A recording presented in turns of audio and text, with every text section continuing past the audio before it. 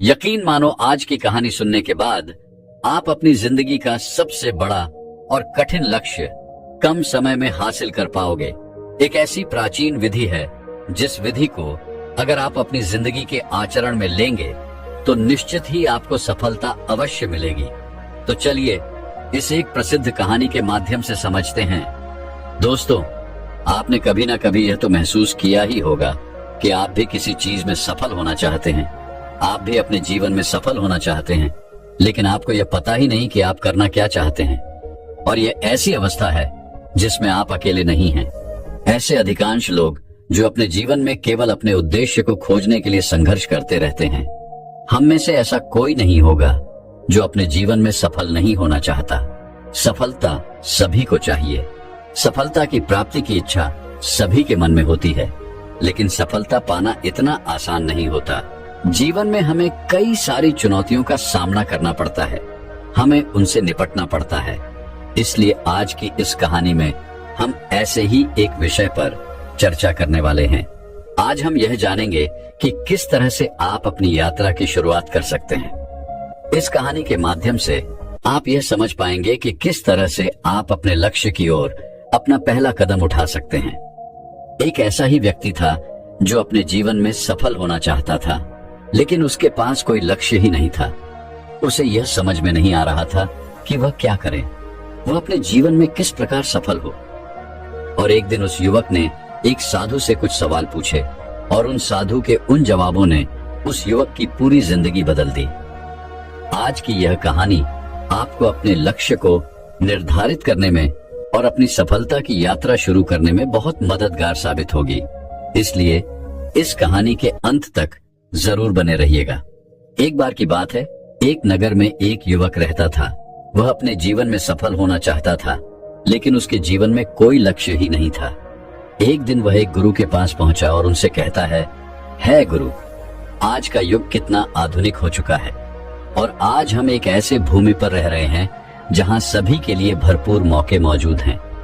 फिर भी ऐसा क्यों होता है कि केवल कुछ ही लोग सफल हो पाते हैं, कुछ ही लोग कामयाब हो पाते हैं और बचे हुए लोग जिंदगी की इस दौड़ में पीछे रह जाते हैं।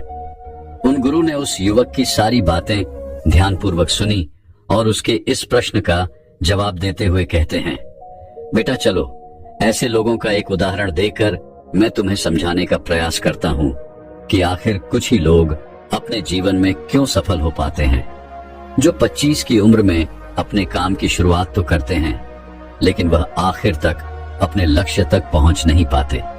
क्या तुम ये अंदाजा लगा सकते हो, ये 60 की उम्र तक पहुंचते पहुंचते ये लोग जीवन के किस मुकाम पर होंगे। इन लोगों का मानना है और इन्हें पूरा विश्वास भी है कि 25 की उम्र में शुरुआत करने से ये लोग जरूर कामयाब हो जाएंगे। और अगर तुम इनमें से किसी से भी ये पूछोगे कि क्या तुम अपने जीवन में कामयाब होना चाहते हो, तो उनका जवाब निसंदेह यही होगा कि हाँ, मैं अवश्य ही कामयाब होना चाहता हूँ। उस वक्त जब तुम उन लोगों को देखोगे तो उन पर ध्यान दोगे तो तुम्हें पता चलेगा कि उन लोगों में जीवन को जीने के प्रति जुनून है, जोश है। उनकी आंखों में एक अजीब सी चमक है और उनका हाव भाव भी पक्के इरादे वाला है। उनका जीवन एक दिलचस्प सफर की तरह है, लेकिन 60 की उम्र तक आते आते जानते हो क्या होगा। इस पर वह युवक हाथ हिलाते हुए गुरुवर से कहता है, नहीं, मैं नहीं जानता। तभी आगे वह गुरुवर उस युवक से कहते हैं, इनमें से केवल एक व्यक्ति अपनी मनचाही सफलता हासिल कर पाएगा और ऐसा तुम्हें कोई सैकड़ों में एक ही मिलेगा। उनमें से 5 अब भी सफलता के लिए संघर्ष कर रहे होंगे और बाकी के 94 हार मान चुके होंगे या फिर असफलता के ऐसे दलदल में नीचे दब चुके होंगे जहां से वापस लौटना नामुमकिन है और जीवन की बुनियादी जरूरतों के लिए भी वह दूसरों पर निर्भर होंगी। जरा सोचो कि 100 में से सिर्फ 5 लोग ही जीवन के किसी मुकाम तक पहुंच पाते हैं। लेकिन आखिर क्या वजह है कि आखिर इतने सारे लोग जिन्होंने एक साथ सफर शुरू किया था, उनमें से केवल 5 लोग ही सफल हो पाए। उस चमक और उस जोश का क्या हुआ जो 25 की उम्र में उनके अंदर कूट कूट कर भरी हुई थी? क्या हुआ उनके सपनों का? क्या हुआ उनकी उम्मीदों का? क्या हुआ उनके पक्के इरादों का? जब इन्होंने सफर शुरू किया था तब तो इन्होंने कई तरह के मुकाम हासिल करने की सोची थी। इन्होंने अपनी जिंदगी में बहुत कुछ करना चाहा था, लेकिन वास्तविकता में यह जो कर पाए उसके बीच में आखिर इतना अंतर क्यों है? इस पर वह व्यक्ति उन गुरु की बात काटते हुए कहता है गुरुवर, जब आप यह कह रहे हैं कि 100 में से कोई 5 लोग ही अपने लक्ष्य को पाने में सफल हो पाते हैं, तो क्या आपको हमें सफलता का वह रहस्य साफ साफ नहीं बताना चाहिए? इस पर वह गुरुवर मुस्कुराते हुए उसी वक्त से कहते हैं, बेटा, अब मैं तुम्हें सफलता का वो रहस्य बताने जा रहा हूं। इसे बहुत ध्यानपूर्वक सुनना और इसे समझने का प्रयास करना। सफलता का रहस्य बस इतना सा ही है कि जब आप किसी निश्चित लक्ष्य को साफ साफ तय करते हैं, अर्थात आपको यह पूरी तरह से पता है कि आपको कहां जाना है और क्या पाना है, और आप उसी सोच के साथ, उसी समझ के साथ उस दिशा में आगे बढ़ते रहते हैं, तो आप एक ना एक दिन अपने लक्ष्य को पा ही लेते हैं। अर्थात यदि कोई इंसान ये पहले से ही तय किए हुए है कि उसका लक्ष्य क्या है और उसे कहां जाना है, उसका लक्ष्य एकदम मजबूत और पक्का है और जिसमें कोई बदलाव नहीं होता, उसकी दिशा में वह लगातार यदि काम कर रहा है और अच्छे से जानता है कि वह कहां जा रहा है और उसे कहां जाना है, तो वही इंसान वास्तविकता में कामयाब हो पाता है। और यदि वह बीच रास्ते में अपने लक्ष्य से भटक जाता है, वह तरह तरह की बाधाओं में पड़ जाता है, तो वह कभी भी कामयाब नहीं हो सकता। इसका सीधा और साफ मतलब है कि निर्धारित किए हुए लक्ष्य को समझते हुए उस दिशा में निरंतर प्रयास करते रहना, निरंतर आगे बढ़ते रहना। वास्तविकता में हमारी समाज में हौसले का उल्टा कायरता या बुजदिली नहीं है, बल्कि समानता या अनुरूपता है। और आज के इंसानों के सामने सबसे बड़ी चुनौती यही है, और इतने सारे लोगों की असफलता का कारण भी यही है। और अनुरूपता का अर्थ है बिना सोचे समझे भीड़ के साथ चलने की मानसिकता। ज्यादातर लोग बिना सोचे समझे, बिना यह जाने कि आखिर वह क्या कर रहे हैं, उन्हें क्या करना चाहिए, उन्हें कहां जाना चाहिए और वह क्यों कर रहे हैं और वह कहां जा रहे हैं, वे लोग केवल आंखें बंद करके बस वैसा ही करते चले जा रहे हैं जैसा दूसरे उनसे कह रहे हैं।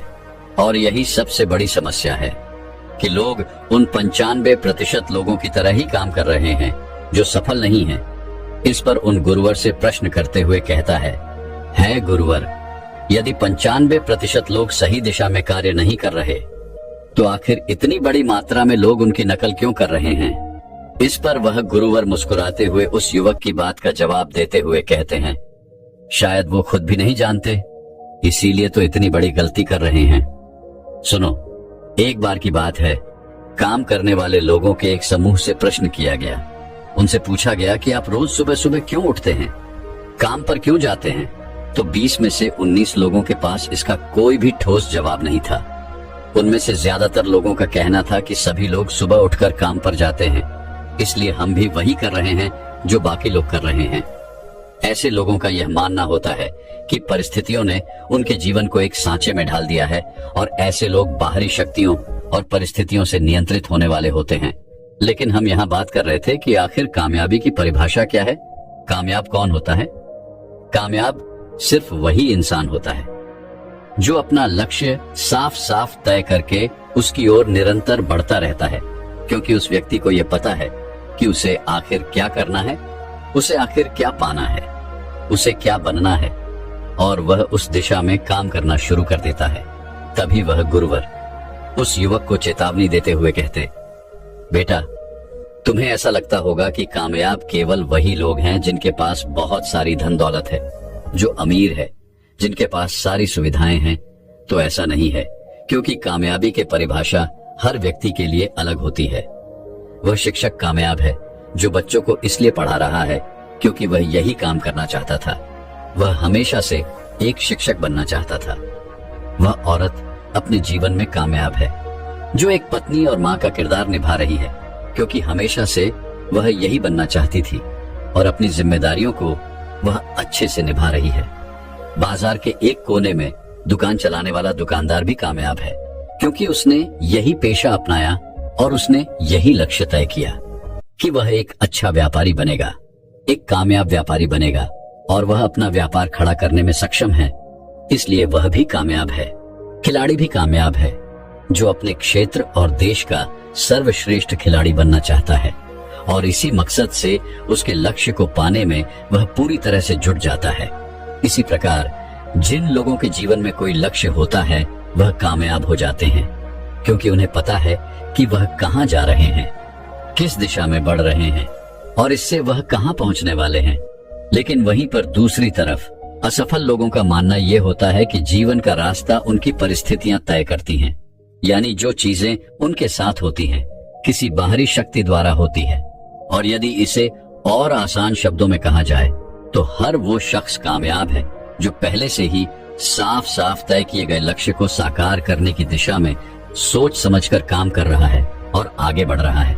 लेकिन 20 में से केवल एक इंसान ही ऐसा कर पाता है, बाकी के 19 लोग असफल हो जाते हैं। तभी वह व्यक्ति उन गुरुवर से कहता है गुरुवर, मुझे इस बात पर बड़ी हैरानी होती है कि दुनिया में इतने सारे लोग हैं जो दिन रात कड़ी मेहनत करते हैं, ईमानदारी से अपना काम करते हैं, लेकिन उसके बाद भी उन्हें जिंदगी में कुछ भी हासिल नहीं हो पाता। और वहीं पर कुछ लोग केवल कुछ देर के लिए ही मेहनत करते हैं, लेकिन उन्हें सब कुछ मिल जाता है। ऐसा क्यों? मुझे तो कभी कभी ऐसा लगता है कि उनके हाथों में कोई जादू की छड़ी लग गई है, जिस कारण वह जिस भी चीज को हाथ लगा देते हैं वह सोने में बदल जाता है। और ऐसे लोग हमेशा लगातार कामयाबी की ऊंचाइयों को छूते रहते हैं और कामयाबी की दिशा में अग्रसर रहते हैं। और वहीं पर दूसरी तरफ लोग असफल होने के बाद लगातार असफल होते जाते हैं और असफलता के दिशा में ही काम करते रहते हैं। तो आखिर सफल और असफल लोगों में क्या फर्क है? इसका जवाब देते हुए गुरुवर उस व्यक्ति से कहते हैं, सफल और असफल लोगों में केवल लक्ष्य का ही फर्क है। जिन लोगों के पास कोई लक्ष्य होता है वह उसी दिशा में काम करते हैं, जबकि कुछ लोगों के सामने कोई लक्ष्य ही नहीं होता और लक्ष्य के बिना आखिर वह कहां जाएंगे। लक्ष्य और उसे पाने की योजना बनाकर काम करने वाले लोग हमेशा कामयाब हो जाते हैं, क्योंकि उन्हें पता होता है कि आखिर उसे किस दिशा में आगे बढ़ना है। चलो मैं तुम्हें एक और उदाहरण से समझाता हूँ। एक ऐसी जहाज के बारे में सोचो जो बंदरगाह से निकलने वाला है। उसके पूरे सफर का नक्शा और योजना पहले से ही तय कर ली गई है और उस जहाज का चालक और चालक दल यह अच्छे से जानते हैं कि जहाज को कहां ले जाना है। आखिर उसका अंतिम पड़ाव क्या है, उस सफर में कितने दिन लगेंगे और जहाज का एक निश्चित लक्ष्य क्या है। एक निश्चित लक्ष्य और नक्शा साथ रखने वाला जहाज 1000 में से 999 बार उस मंजिल को पहुंच ही जाएगा जहां के लिए उसे रवाना किया गया था, यानी 100% वह अपने लक्ष्य तक पहुंच जाएगा। और वहीं पर अब कल्पना करो, एक दूसरे जहाज की जो हूबहू उसी की तरह है। अंतर सिर्फ इतना है कि इस जहाज में कोई भी चालक या चालक दल नहीं है और इसका कोई निश्चित लक्ष्य भी नहीं है और न ही कोई मंजिल है। हम बस उसे चालू करके छोड़ देते हैं और आगे जाने देते हैं। अब ऐसे में बंदरगाह से छोड़ने के बाद या तो वह आगे जाकर डूब जाएगा या रास्ते में कहीं भटक जाएगा या किसी सुनसान समुद्र के तट पर जाकर अटक जाएगा। उसका नष्ट होना पूरी तरह से तय है, क्योंकि वह कभी कहीं पहुंच नहीं सकता, क्योंकि ना तो उसका कोई लक्ष्य है और ना ही कोई मंजिल और ना ही उसे रास्ता दिखाने के लिए कोई चालक या चालक दल। और हम इंसानों के साथ भी कुछ ऐसा ही होता है। तभी वह युवक उन गुरुवर से अगला प्रश्न करते हुए कहता है गुरुवर, एक निश्चित लक्ष्य रखने वाले लोग जीवन में हमेशा कामयाब क्यों होते हैं और जिनका कोई लक्ष्य नहीं होता वह असफल क्यों हो जाते हैं? इसके जवाब में वह गुरुवर कहते हैं, बेटा, हम जैसा सोचते हैं वैसे ही हम बन जाते हैं। इतिहास में आज तक जितने भी महान और बुद्धिमान शिक्षक, संत या पैगंबर हुए हैं, बस इस एक बात पर पूरी तरह से सहमत है कि इंसान जैसा सोचता है वैसा ही बन जाता है, क्योंकि एक आदमी का जीवन उसके विचारों से बनता है, यानी उसका जीवन वैसा ही होता है जैसा उसके विचार होते हैं, जैसा वह दिन भर सोचता है। अगर आदमी चाहे थोड़ा धैर्य रखे तो वह हर चीज हासिल कर सकता है। वह इंसान जिसके पास एक निश्चित लक्ष्य होता है वह उसे हर हाल में पूरा करने का प्रयास करता है, और अगर उसमें पक्का इरादा हो तो उसे कोई नहीं रोक सकता, क्योंकि वो अपने लक्ष्य को पाने के लिए अस्तित्व को भी दांव पर लगाने के लिए तैयार है। इंसान अपनी सोच और अपने विचारों में बदलाव लाकर अपने जीवन को बदल सकता है। देखते ही देखते तुम्हारी सोच और तुम्हारे जीवन का एक ऐसा गहरा रिश्ता बन जाता है कि तुम्हारी इच्छाएं हकीकत में बदलने लगती हैं। और वास्तविकता में इस प्रक्रिया में हमारी सोच, हमारी भावनाएं और आदतें इस प्रकार घुल मिल जाती हैं कि हमारा विश्वास सच बनकर हमारे सामने आ जाता है। यदि तुम किसी विशेष चीज के बारे में अत्यधिक सोचते हो और उस पर इतना भरोसा करते हो कि यह तो होना ही है या किसी भी हालत में टल नहीं सकता, तो निश्चित रूप से तुम उसे हासिल कर ही लोगे। वहीं पर यदि तुम चाहते हो कि तुम अमीर बनो और तुम्हारे दिल इच्छा भी यही है कि तुम अमीर बनना चाहते हो, तो तुम बेशक ही अमीर बन जाओगे। अगर तुम बुद्धिमान बनना चाहते हो तो तुम बुद्धिमान बनोगे। इसी तरह अगर तुम एक बेहतर इंसान बनना हो तो तुम जरूर ही पहले से कहीं बेहतर इंसान बन जाओगे। बस तुम्हें में एक बात हमेशा ध्यान में रखनी है कि किसी भी चीज या एक लक्ष्य पाने के लिए अपने भीतर एक मजबूत इच्छा शक्ति को विकसित करना है। और इस दौरान तुम्हारे सामने, तुम्हारे आंखों में केवल एक ही लक्ष्य होना चाहिए।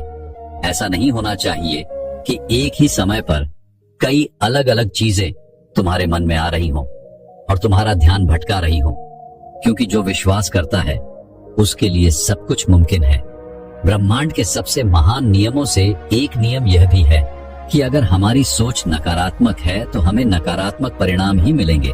और देखा जाए तो ये बहुत ही साधारण सा सच है जो जीवन में कामयाबी और समृद्धि का आधार भी है।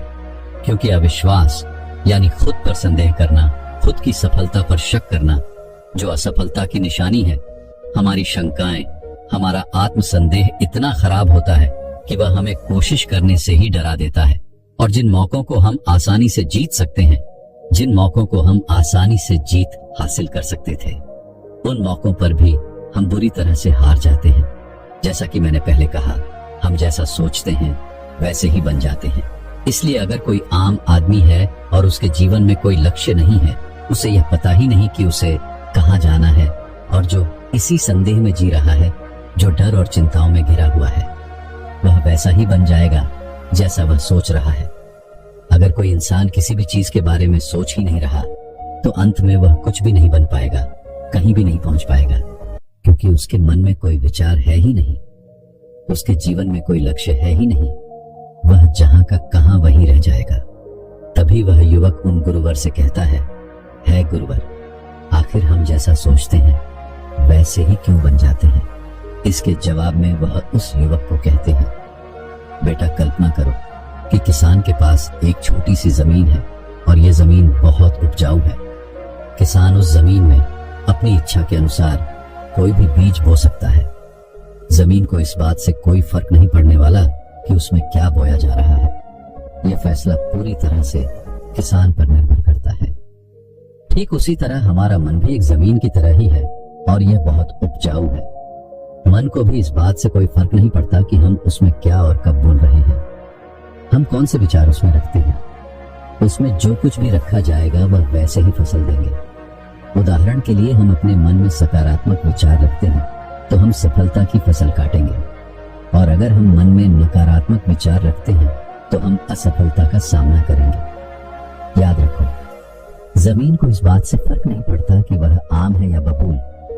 ये तो बस उसके अंदर डाला गया वह बीज है जो आगे चलकर पौधे का रूप लेता है, पौधे से पेड़ का रूप, और उसके बाद वह आपको वैसे ही फल देता है जिस विचार के साथ आपने उसे बोया था। हमारा मन एक जमीन की दुनिया में कहीं ज्यादा उपजाऊ और चमत्कारिक है। मन को इस बात से कोई फर्क नहीं पड़ता कि हम उसमें क्या रखते हैं, कामयाबी या सफलता, एक निश्चित लक्ष्य और महत्वपूर्ण लक्ष्य या डर, गलतफहमी, नकारात्मकता और चिंता। लेकिन हम जो भी अनजाने में उसमें रखते हैं वही हमें वापस मिलता है, क्योंकि हमारे मन का यही काम है कि वह हमें वह चीज वापस लौटा देता है जो हमने उसे दी है, और ये हमें कई गुना होकर वापस मिलती है। आगे वह युवक उन गुरुवर से कहता है गुरुवर, किसी मनुष्य का दिमाग इतना शक्तिशाली है तो फिर वह अपने मस्तिष्क का इस्तेमाल क्यों नहीं करता? वह उसका सही दिशा में उपयोग क्यों नहीं करता? इसके जवाब में वह गुरुवर उस युवक से कहते हैं, बेटा, इंसान अपने दिमाग का सही इस्तेमाल नहीं करता, क्योंकि उनके लिए यह मुफ्त की चीज है और एक इंसान की यह फितरत होती है, जो भी चीज उसे मुफ्त में मिलती है वह उसकी कद्र कभी नहीं करता। इसके बजाय वह उन चीजों को महत्व देता है जिनकी वह कीमत समझता है, जिसके लिए उसने कोई भी कीमत चुकाई हो।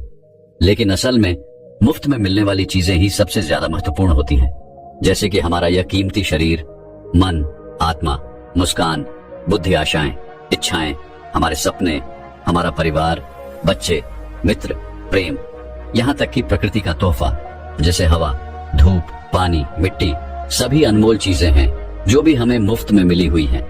लेकिन एक इंसान इन चीजों की कद्र कभी नहीं करता, और वहीं पर जिन चीजों के लिए हम अपना धन खर्च करते हैं, असल में वह इनके मुकाबले बहुत सस्ती है, बहुत हल्की होती है और उन्हें किसी भी चीज से कभी भी बदला जा सकता है।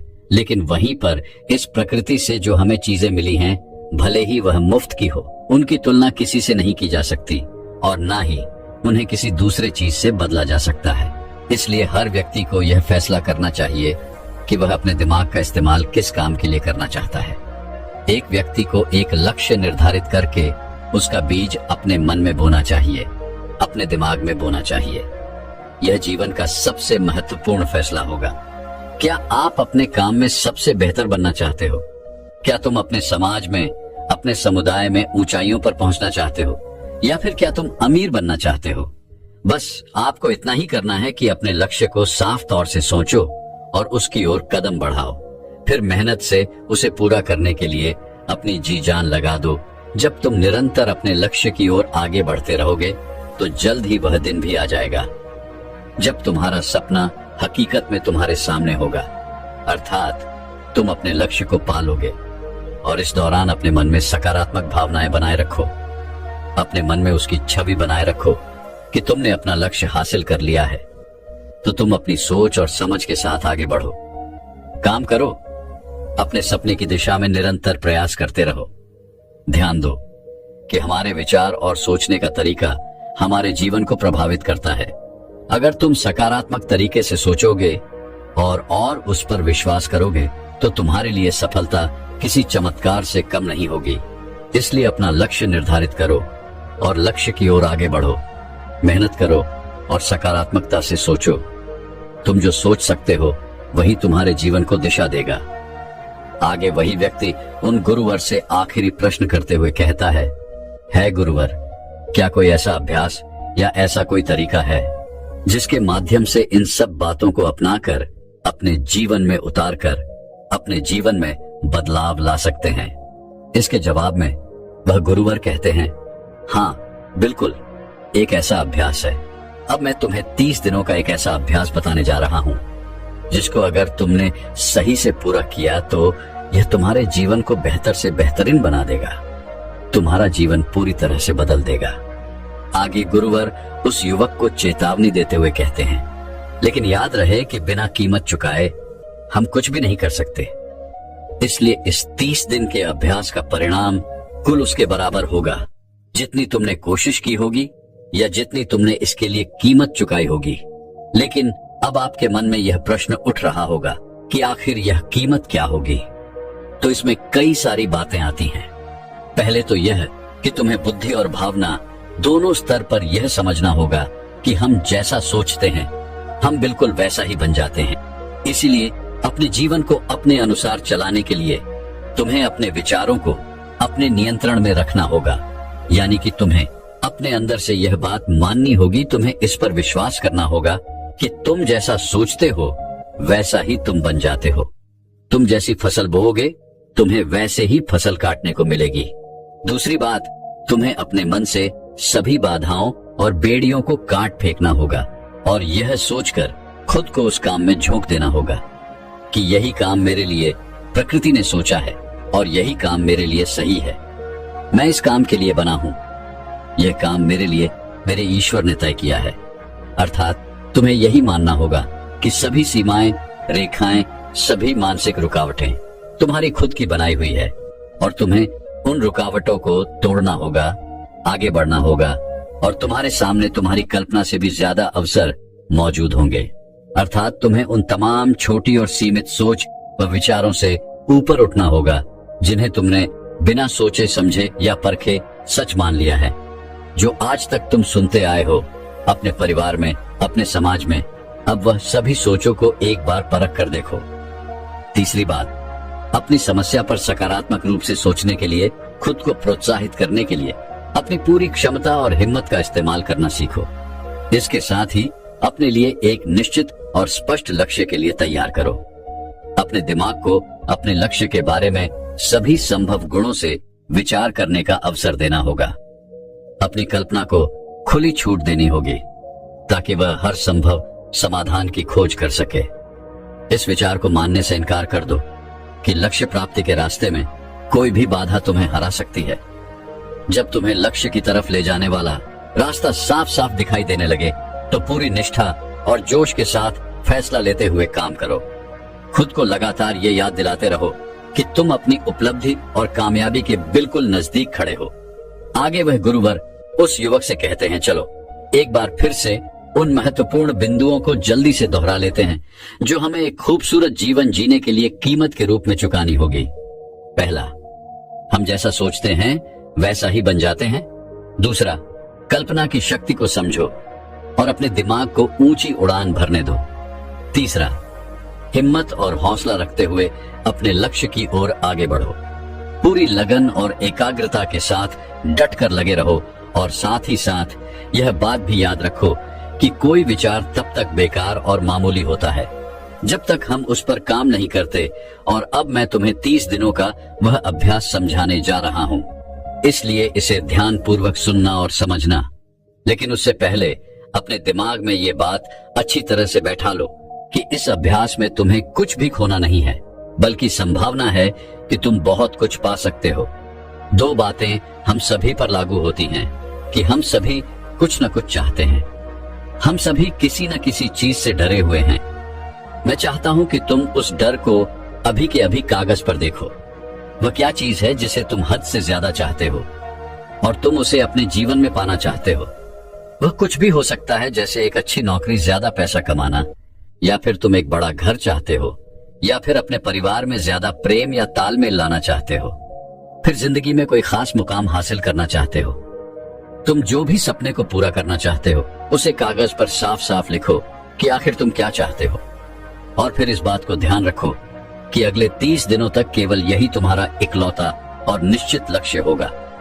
तुम्हें इसे किसी को दिखाने की जरूरत नहीं है, लेकिन इसे हमेशा अपने साथ रखो ताकि तुम दिन में इसे कई बार देख सको।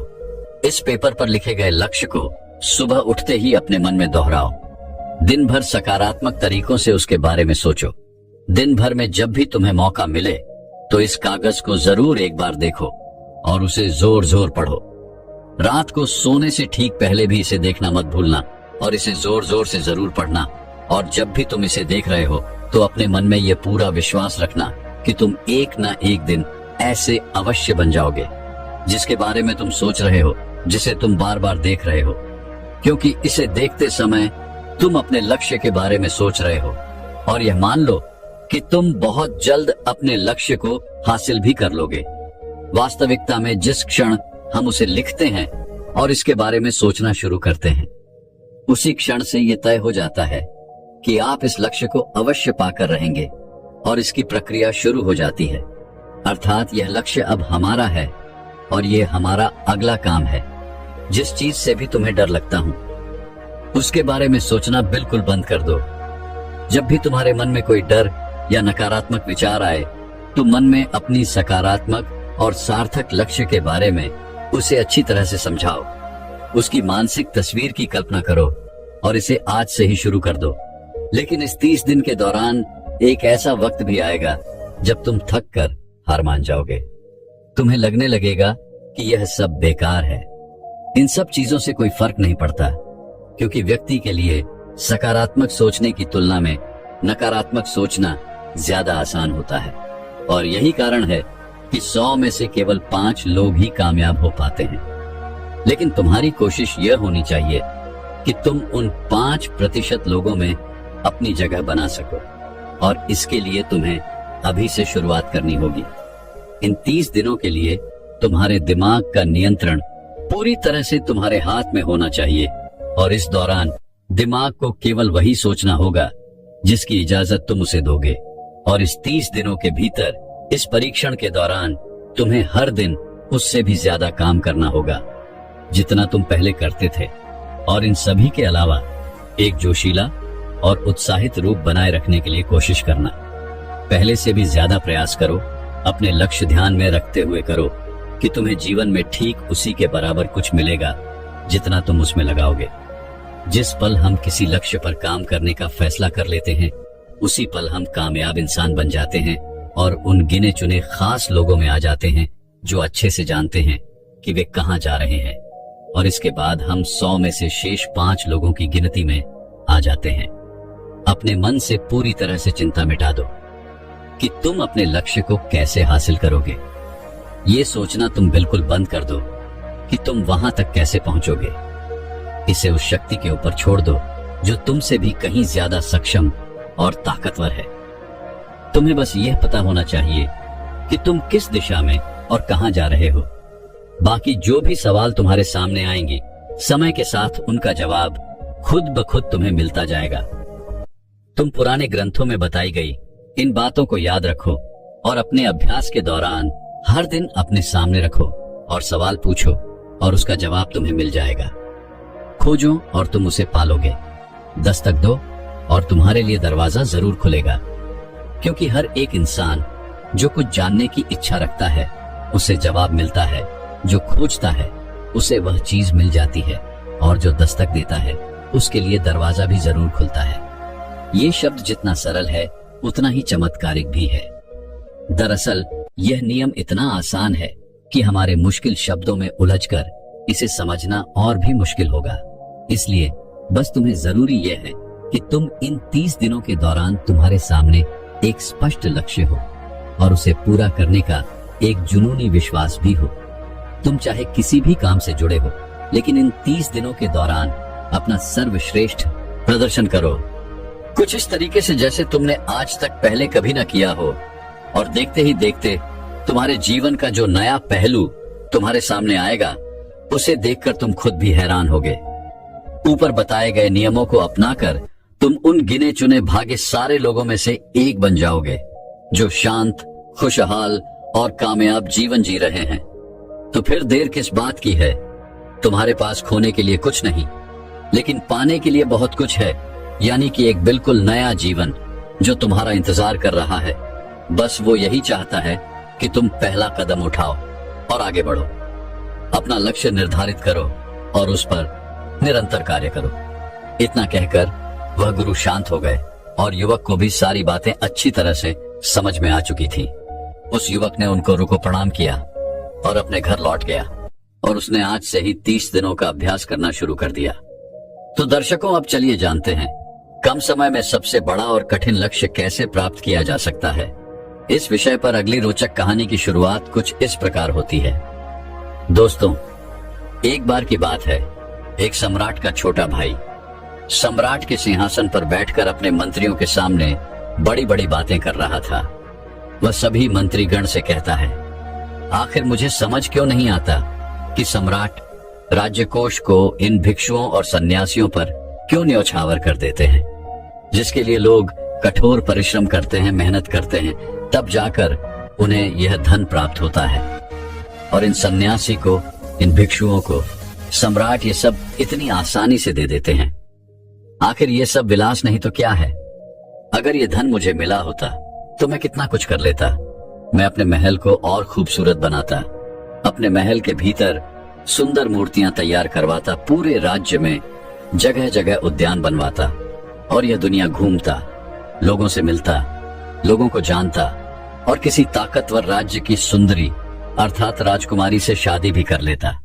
लेकिन हमारे राज्य के सम्राट तो इन सन्यासियों और भिक्षुओं पर धन लुटा रहे हैं। याद रखना, जिस दिन मेरे हाथों में यह राज्य आ जाएगा और जिस दिन से मेरे हाथों में यह अधिकार आ जाएगा, उस दिन से ही मैं यह सारे खर्च बंद कर दूंगा।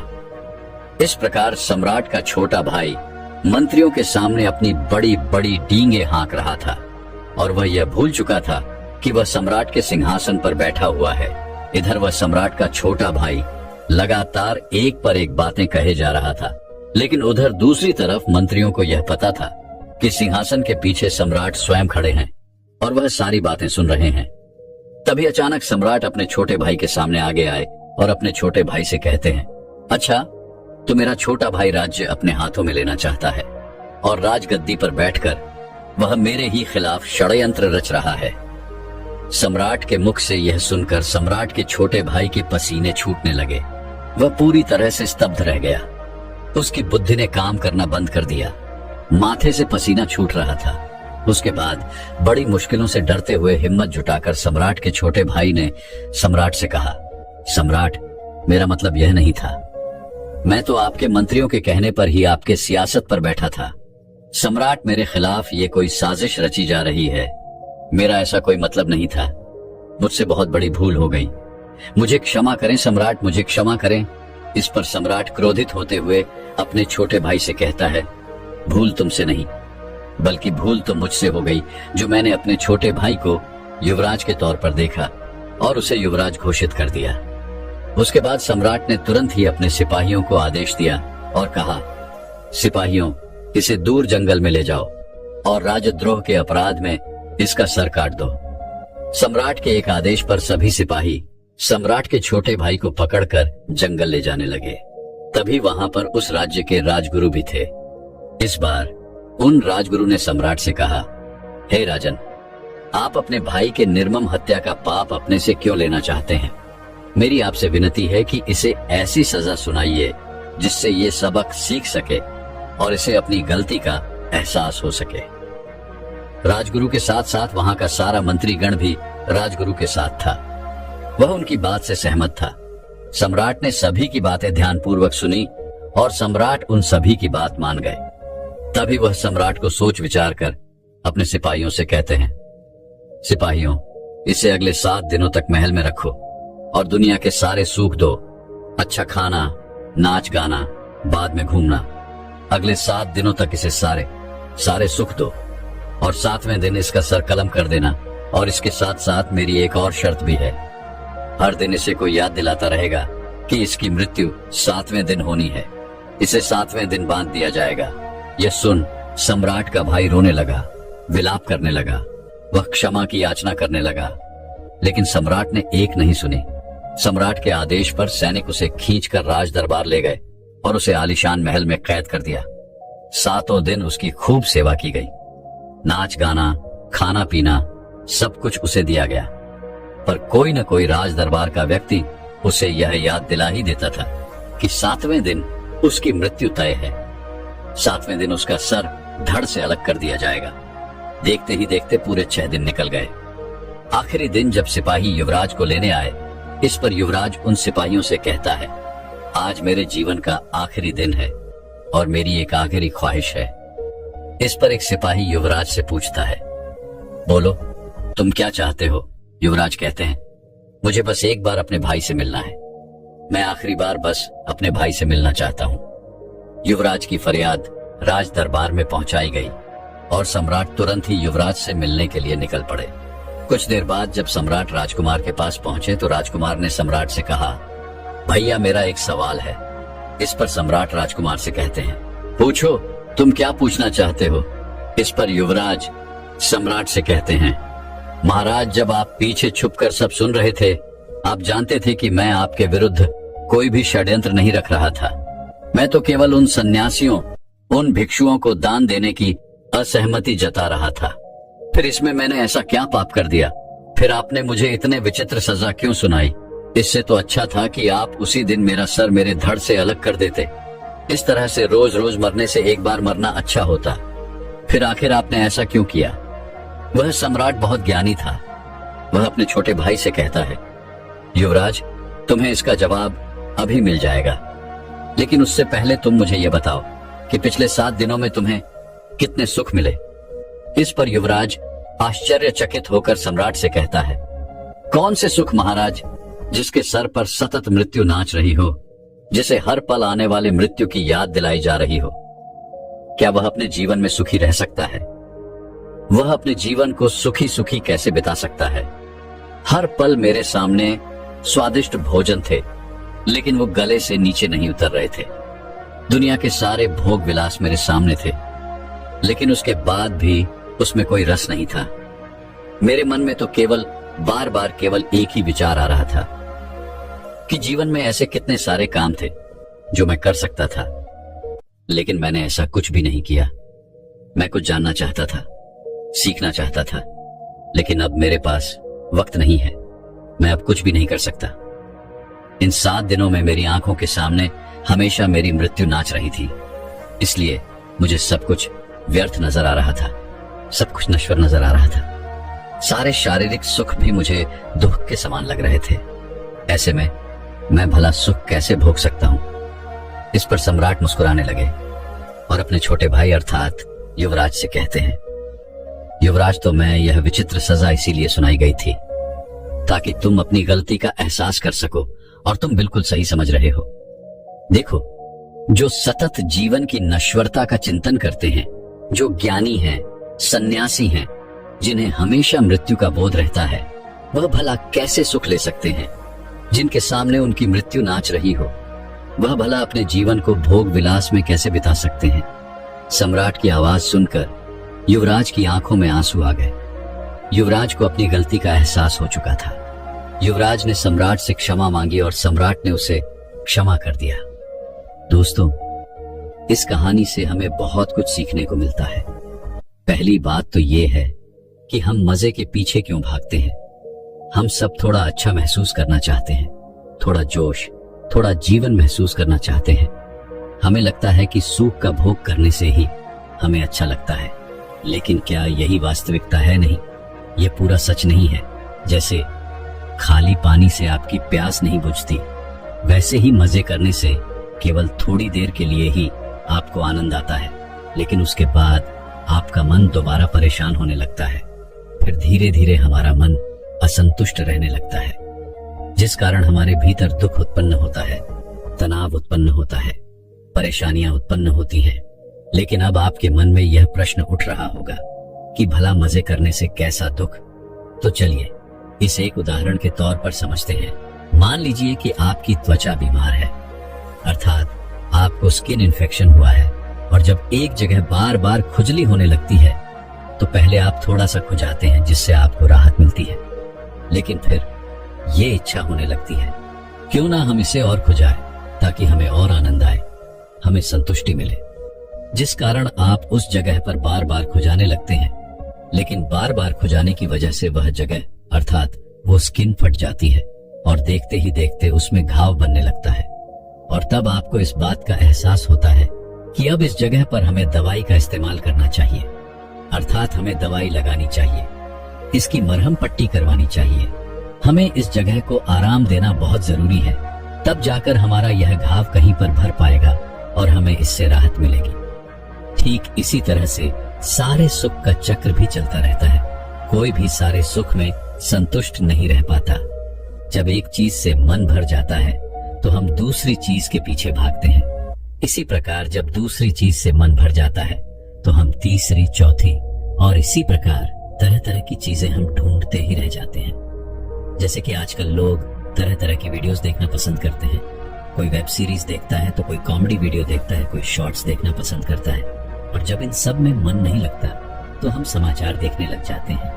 लेकिन फिर भी हमारे मन को संतुष्टि नहीं मिलती और देखते ही देखते यह एक आदत बन जाती है। जिस प्रकार एक शराबी शराब के पीछे भागता है, एक अधिक खाने वाला व्यक्ति खाने के पीछे भागता है, और इसमें उनका अधिक से अधिक समय निकल जाता है, और इसी चक्र में हमारे जीवन का अमूल्य समय यूं ही व्यस्त हो जाता है।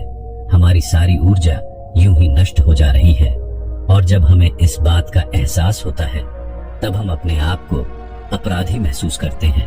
हमें लगता है कि हम ही वो हैं जिस कारण यह सब कुछ हो रहा है, हम ही अपना समय यूं ही व्यस्त कर रहे हैं। और जब हम ऐसा महसूस करते हैं तब हमें यह भी महसूस होता है कि हमें अपने आप को इस चीज से उभारना चाहिए, और इससे अपने आप को उभारने के लिए, हम अच्छा महसूस करने के लिए फिर किसी मजे के पीछे भाग लेते हैं। हम फिर से कुछ ऐसा करने लग जाते हैं जिसमें हमें मजा आए, जिससे हमें संतुष्टि प्राप्त हो। लेकिन क्या वह संतुष्टि हमेशा के लिए रहने वाली है? नहीं, वो तो केवल कुछ पलों की है। वो आपको हमेशा हमेशा के लिए संतुष्ट नहीं कर सकती। और यही हमारी सबसे बड़ी गलती है, क्योंकि इस चक्र में हमारी जागरूकता खत्म होती जा रही है। जैसे कि मान लो कोई व्यक्ति अत्यधिक मीठा भोजन करता है या अत्यधिक मीठा सेवन करता है। ऐसे समय पर यदि वह यह कहे कि अब से वह मीठे का सेवन नहीं करेगा और आप उसके सामने यदि कुछ मीठा रख दें, तो क्या वो अपने आप को रोक पाएगा? ठीक वैसे ही मजा है। जब हम लगातार मजा करने लगते हैं, जब हम लगातार मजे की ओर आगे बढ़ने लगते हैं, तो हम चाह कर भी खुद को रोक नहीं पाते। हम इस चक्कर में फंस कर रह जाते हैं और ये भूल जाते हैं कि जब आप अपना काम पूरा करते हैं तब आप रात को थक कर सोते हैं और उसी में असली संतुष्टि है। लेकिन जब हमारी चेतना का स्तर गिरने लगता है तो हमारी बुद्धि भी भ्रष्ट होने लगती है। इंसान सही और गलत में अंतर नहीं कर पाता। ऐसा इंसान पूरे जीवन में कभी नहीं जान पाता कि आनंद का असली स्रोत क्या है। वह यह भूल जाता है कि असली स्रोत तो हमारे भीतर ही है।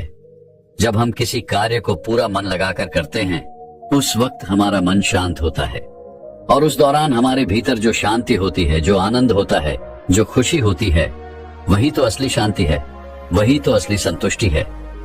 इसलिए केवल मजे के पीछे भागना ये अच्छी बात नहीं। हमें इस चक्र को तोड़ना ही होगा, तभी आप अपने जीवन में कोई लक्ष्य हासिल कर पाएंगे। अन्यथा आप भी केवल मजे के पीछे भागते रह जाएंगे और आपको कुछ भी हासिल नहीं हो पाएगा। तो अब आपके मन में यह प्रश्न उठ रहा होगा, फिर हम अपने आप को मजे के पीछे भागने से कैसे रोके?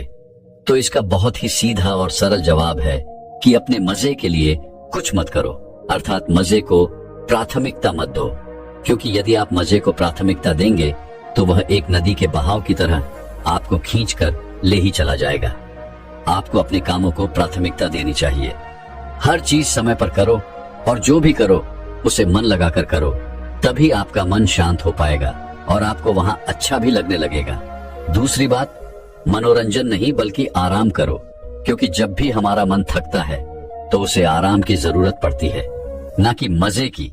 लेकिन हम में से अधिकांश लोग जब भी अपने काम से घर लौटते हैं या फिर कोई ऐसा काम करके थक जाते हैं तो वे लोग अपना स्मार्टफोन इस्तेमाल करने लगते हैं।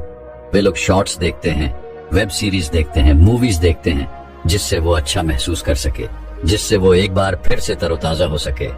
लेकिन क्या ये सही है? नहीं। इसलिए जब भी आप थक जाएं या फिर आपका मन थक जाए तो आपको सचेत होकर अपने शरीर और मन को आराम देना चाहिए, जिससे आपका मन एक बार फिर से तरोताजा हो पाएगा और वह एक बार फिर से किसी भी काम में पूरी तरह से आपका साथ दे पाएगा। और एक बार जब आपका साथ देने लगेगा तो आप उस कार्य को मन लगाकर कर पाएंगे और उस कार्य से आप सफलता तक पहुंचा भी पाएंगे। तीसरी बात, मन को शांत करना सीखो। मनोरंजन से ज्यादा प्राथमिकता आप आराम को दें और आराम से ज्यादा प्राथमिकता आप ध्यान को दें, जिसका मतलब है शांति, सुकून, आनंद। इसका ये अर्थ है कि जब भी आप काम करके थक चुके हों और आराम करने जा रहे हों, तब सबसे पहले आप कुछ मिनट के लिए बैठकर आराम से ध्यान करें। अपनी चेतना के स्तर को ऊपर उठाने का प्रयास करें, जिससे आपको यह महसूस होता है कि आपको क्या देखना चाहिए, क्या सुनना चाहिए, क्या आपके मन की शांति के लिए यह सही है या गलत। और जैसे जैसे आपको यह चक्र समझ में आने लगता है, जैसे कि थोड़ी देर का मजा करना चाहिए या फिर मनोरंजन, तो आप इस चक्र को अच्छी तरह से समझने लगते हैं और आपकी बुद्धि का स्तर भी ऊपर उठने लगता है। और तब आप ये महसूस कर पाते हैं कि इस चक्र में मन थक रहा है, भटक रहा है और कमजोर भी हो रहा है। और ठीक उसी वक्त आपको यह भी एहसास होगा कि आप अपने अमूल्य मानसिक ऊर्जा और अपना अमूल्य समय यूं ही व्यक्त कर रहे हैं, उसे बेकार की चीजों में लगा रहे हैं और आपका वह अमूल्य समय यूं ही खराब होता जा रहा है। जैसे ही आपको इन बातों का एहसास होगा, जैसे ही आपको यह नश्वरता समझ में आएगी, वैसे ही युवराज की तरह इन चीजों के प्रति आपका आकर्षण भी खत्म होता जाएगा और ये चक्र पूरी तरह से खत्म हो जाएगा। और तब आप अपने आप को एक सही दिशा में ले जा सकते हैं। तब आप अपने मन को समझ सकते हैं, अपने मन के साथ मिलकर कार्य कर सकते हैं और अपने जीवन में जो भी आप पाना चाहते हैं उसे भी आप बड़ी आसानी से पा सकते हैं। क्योंकि किसी भी कार्य को करने के लिए हमारे मन का हमारे साथ जुड़ना बहुत जरूरी होता है। वहीं पर यदि आपका मन थका हुआ है, कमजोर है और वह काम करने की क्षमता नहीं रखता, ऐसे में यदि आप उसे मनोरंजन करवा रहे हैं, मजे के पीछे भगा रहे हैं, तो वह और भी थक जाएगा और वह आपका साथ नहीं दे पाएगा। फिर चाहे आप कितनी भी कोशिशें क्यों ना कर लें, लाख प्रयास ही क्यों ना कर लें, लेकिन आपका मन आपका साथ नहीं देने वाला। और फिर आप में से कई लोग नीचे कमेंट में ये भी कहते हैं कि हमारा मन हमारा साथ नहीं देता। हम जब किसी काम को करने जाते हैं तो हमारा मन जुड़ता ही नहीं। तो मुझे उम्मीद है कि आपको आपके प्रश्न का उत्तर मिल चुका होगा। आखिर क्या कारण है जिस वजह से आपका मन आपके साथ जुड़ नहीं पाता और आप किसी भी काम में मन नहीं लगा पाते? तो मुझे उम्मीद है कि अब तक तो आप यह समझ ही चुके होंगे।